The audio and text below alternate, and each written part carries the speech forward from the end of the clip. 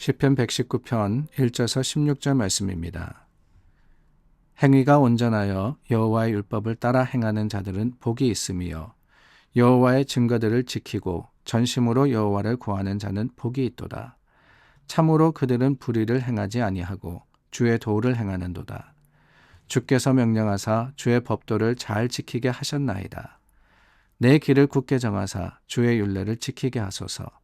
내가 주의 모든 계명에 주의할 때에는 부끄럽지 아니하리이다. 내가 주의 의로운 판단을 배울 때에는 정직한 마음으로 주께 감사하리이다. 내가 주의 율례들을 지키오리니 나를 아주 버리지 마옵소서. 청년이 무엇으로 그의 행실을 깨끗하게 하리이까? 주의 말씀만 지킬 따름이니이다. 내가 전심으로 주를 찾아싸우니 주의 계명에서 떠나지 말게 하소서. 내가 주께 범죄하지 아니하려 하여 주의 말씀을 내 마음에 두었나이다. 찬송을 받으실 주 여호와여, 주의 율례들을 내게 가르치소서.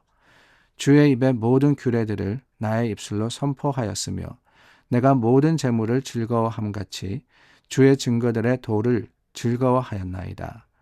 내가 주의 법도들을 작은 소리로 읊조리며 주의 길들에 주의하며 주의 율례들을 즐거워하며 주의 말씀을 잊지 아니하리이다. 성경에 기록된 시편의 숫자는 150개입니다. 시편 1편에서부터 시작을 해서 150편까지 우리가 시편의 책들을 장들을 이야기할 때는 1장, 2장 그렇게 이야기하지 않고 1편, 2편이라고 합니다. 노래이기 때문에 그렇습니다.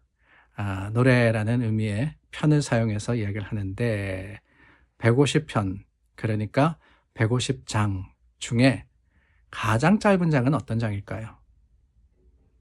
150개 중에 가장 짧은 장, 다름이 아니라 오늘 본문 앞에 장 117장입니다.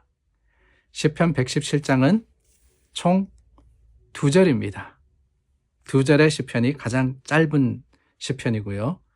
오늘 본문의 119편은 가장 긴 시편입니다. 총 176절이 있습니다. 176절. 이 시편 119편은 알파벳이다라고 부릅니다. 알파벳이는 우리 히브리어의 알파벳, 그러니까 우리로 A, B, C, D 이렇게 나오죠. 알레프부터 시작을 해서 있는데요. 그 알파벳을 일정하게 반복하는 그런 구조로 지어진 시입니다. 176절 긴 시편인데 이 시편을 A, B, C, D 이런 식으로 반복하면서 지었다라고 하는 거예요. 그뿐만이 아니라 긴 시편이지만 그 내용을 가만히 보면은 하나님의 말씀을 소중하게 여기고 그 말씀의 선하고 좋음을 간증하는 그런 노래입니다. 하나님의 율법, 하나님의 말씀이죠. 그것을 법, 계명, 길, 도, 율례, 법도, 증거, 판단, 규례 등의 단어를 써서 표현을 하고 있는데 몇몇 절을 제외하고는 각 절마다 율법이라는 의미를 가진 그런 단어가 등장을 합니다. 오늘 저희가 읽었던 첫 부분도 마찬가지예요. 율법이라는 개념의 단어가 매 절마다 모두 등장을 하고 있습니다. 이처럼 시인은 하나님의 율법에 대한 사랑과 또한 그 율법이 주시는 은혜와 복을 시종 노래하고 있는 거예요. 시인뿐만이 아닙니다. 하나님의 백성에게 하나님의 말씀이 얼마나 중요한 건지, 하나님의 말씀이 얼마나 소중한 것인지를 선포하고 있습니다. 율법이라고 하니까 오해는 마시기를 바라요.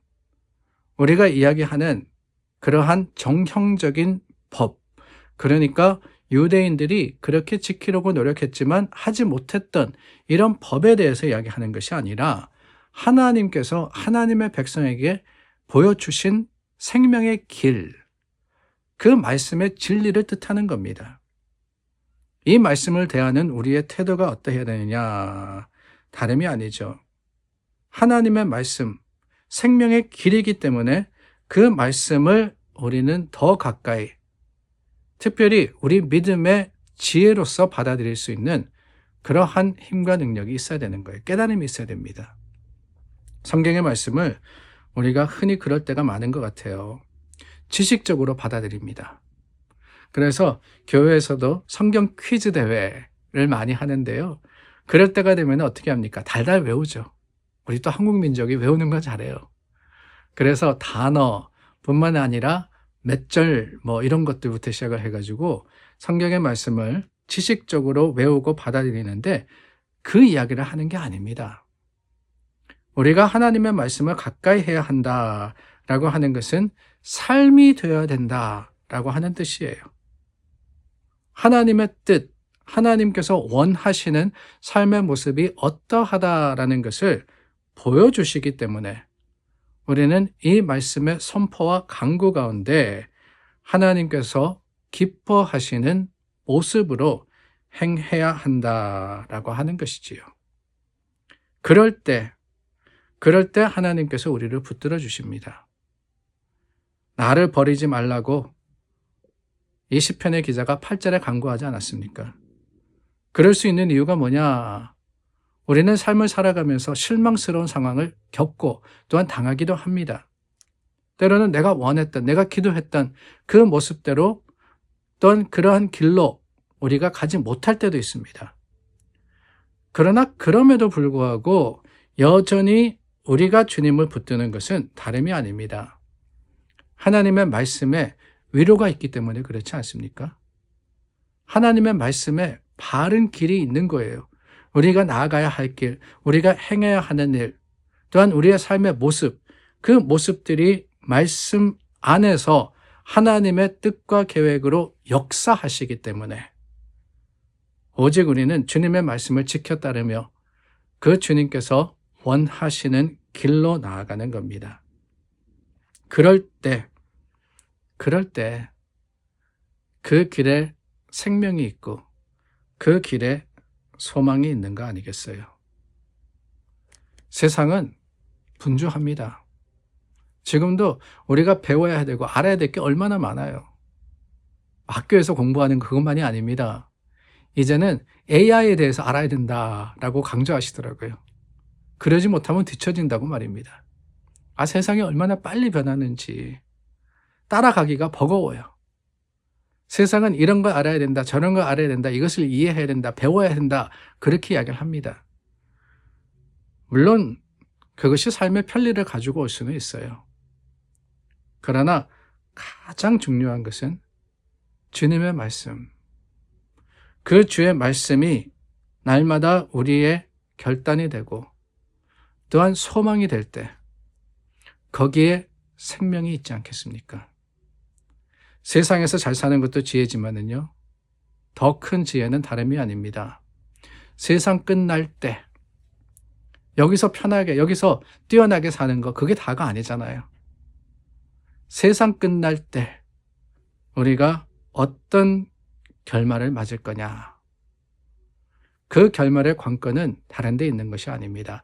하나님의 말씀에 있어요. 하나님 말씀을 우리가 어떻게 살아갈 거냐, 그 말씀을 어떻게 지켜 행할 거냐, 그 말씀이 우리 삶에 얼마나 드러나 보일 거냐, 여기에 있음을 기억하건대 시편 119편 하나님의 말씀에 대해서 선포하는 이 말씀과도 같이 우리 삶에 주님의 말씀이 살아 역사하도록 읽고 묵상하며 그 말씀을 새겨가는 그런 저와 여러분들이 될 수 있기를 바랍니다. 기도하겠습니다.